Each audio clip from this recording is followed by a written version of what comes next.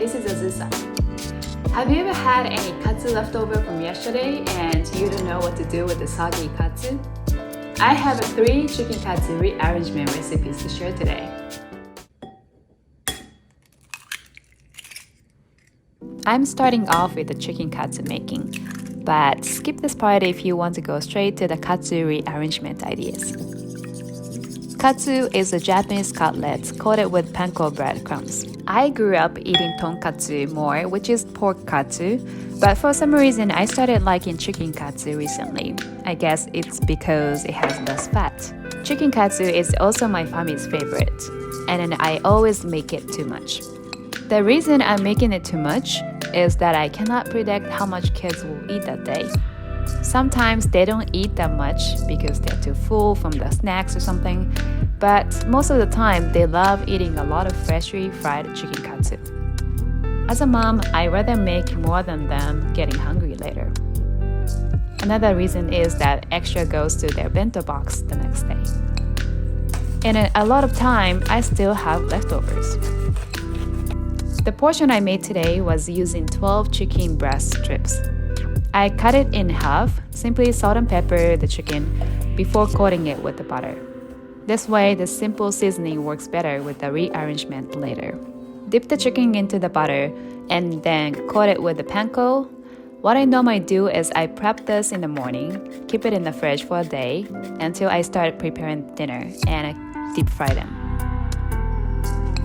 When I start frying the katsu, kids always come into the kitchen and they say, "Oh, mommy, it smells so good, can I help?" Their help obviously means tasting. They like eating the most of the chicken dishes, but this chicken katsu is very special to them. They like finding different shapes of the katsu and I call them like, "Oh, it's a dinosaur katsu," or "It's a heart," or "It's a mountain-shaped katsu," and they enjoy it. All the leftover katsu goes into a container with a sheet of paper towel so that it helps to soak some excess grease. I will share 3 rearrangements of chicken katsu made today. The first 2 of them are dashi sauce-based dishes, and then I will show you 2 ways to make the dashi sauce instantly. First one, Katsudon. Very typical idea to remake the katsu into a savory, filling rice dish. It's a katsu cooked with egg, vegetables, and dashi sauce over a rice bowl.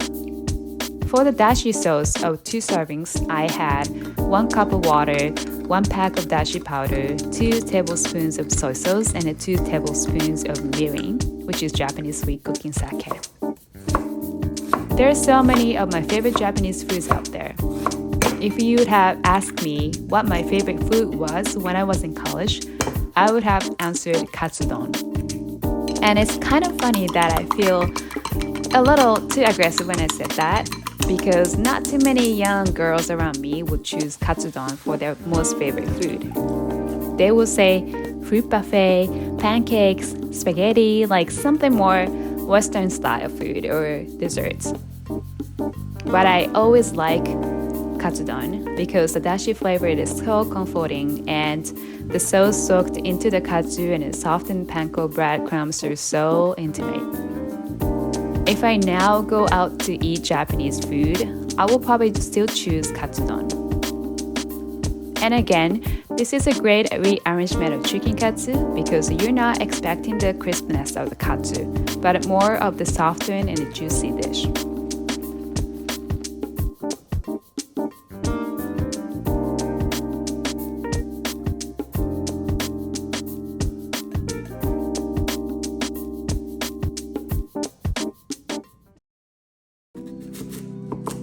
Second dish is katsu no Mizore-ni. Mizore means sleet, and ni means simmered. And this mizore is made of grated daikon. As you can see, the grated daikon looks just like sleet. When you simmer the daikon in the dashi with katsu, the chicken juice and a fried panko bread are blended so nicely, and it comes out one cozy dish. So, another way to make the dashi sauce, I use mentsuyu. Mentsuyu is a Japanese sauce base made of fish broth and soy sauce. Commonly, we use it for udon or soba noodle soup, and then I buy it at Japanese markets. It's very handy to keep one in the fridge. For 2 servings, I used 1 cup of water and a 1/4 cup of Mizore. This sauce can be substituted for the dashi sauce I made earlier for Katsudon. After the dashi sauce is boiled, add the grated daikon, simmer for a few minutes, then add the leftover katsu. You can pour it over a rice bowl and enjoy the juice soaking into the rice to eat with. Third one is Doria. Doria is a Western-style Japanese dish. It's a baked rice dish. It's similar to gratin. It's a layer of ketchup rice, white sauce, and cheese. And today, I added a leftover chicken katsu here. First, season the cooked rice with ketchup and a consomme cube, and it goes to the bottom of the layer. Then, make white sauce. I used to use canned white sauce, and it comes in so handy. And then I never knew what it's really made of until I first made gratin. I was surprised that there were only 3 ingredients needed: butter, flour, and milk. And then it comes out nice and buttery cream. This goes on the ketchup rice. Doria is seen in many Japanese cafes or family restaurants in Japan. Most people like it for lunch or dinner. It's creamy and very filling, so it's popular for hungry kids as well. Since I added the leftover chicken katsu today, I would suggest this for a balanced dinner meal. And at the last, top with some cheese. I used mozzarella today, but you can go with Parmesan or any melted cheese of your choice. I baked for 15 minutes at 400 degrees.